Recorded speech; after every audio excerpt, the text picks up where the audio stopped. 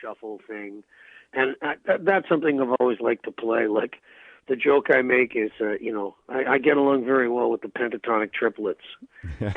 So you can kind of cascade that stuff all over that groove, So, like, that's it's a fun thing, and for sure the back and forth of the guitar is going to be.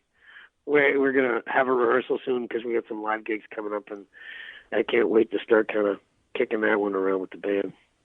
I'm Steve Black. We're talking with Rik Emmett. Unfortunately, I know way too much about your career.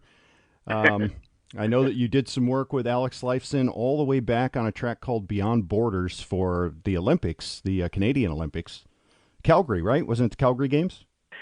Well, that was actually a flexi disc thing that we did for Guitar Player magazine, and we put together. It was like a guitar player. I was a columnist for the magazine, and they used to have these little plastic vinyl-y kind of things in their magazine, and so I sort of contacted them and said, hey, you think if I did the thing where I could maybe get, say, Alex Lifeson, Leona Boyd, and the legendary jazz guitar player Ed Bickert to do a kind of a Canadian guitar summit, you think that might be something you'd put on your cover? And they went, oh, yeah, that'd be great. Now, did the song get used in other ways? Like, Leona was the one who came up with the title for it, calling it Beyond Borders. And I do think that the song then ended up having, it's not really a song. It was more like a suite of little musical ideas, and it was an instrumental thing. But it's highly possible that it got exploited on many levels. I think the Rush guys had it on their site forever and ever, just kind of, hey, if you want to listen to this, you can click on it and check it out. Alex and Rik Emmett played together. Yeah, we did a thing where we played the Canadian Guitar Workshop, and that might have been, maybe 10 summers ago now or something. And we spent a really nice day together and kind of really bonded. And other than that, I hardly ever see him.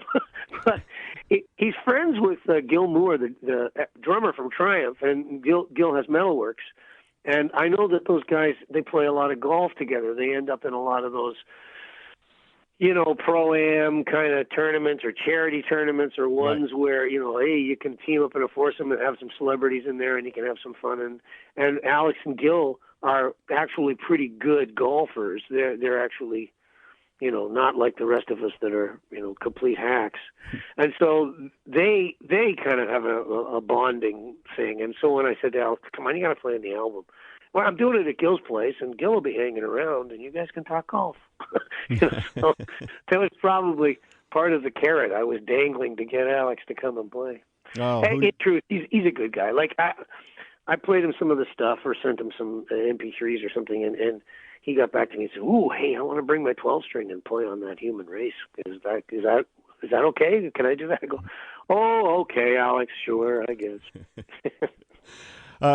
You did reunite with Gil and Mike to have, the three of you were Triumph for many, many years. It's the first time you've recorded together like this in a very long time. I thought that the song, Grand Parade, was not a very, the three guys from Triumph are getting back together. I was kind of thinking, well, maybe it'll be a signature-sounding Triumph-y song, and I thought that it didn't really have that Triumph signature to it, so I'm guessing that was on purpose. Yeah, see, the thing about Triumph signatures is there's the ones that were the big bold ones that would have, flash pots and laser lights kind of stuff and, be anthems.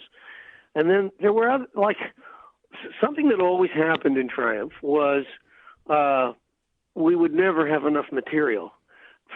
We'd be in the studio and we'd be scrambling, like, how are we going to fill up the album? And Mike Levine would say, hey, Rik, will you do one of those classical guitar pieces? Like, I go, yeah, all right, I'll write one of those. I can do one of those.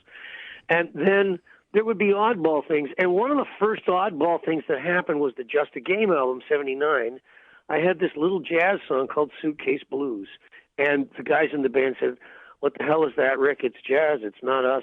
But then they said, no, you know what? We'll put it on the album like a PS at the end.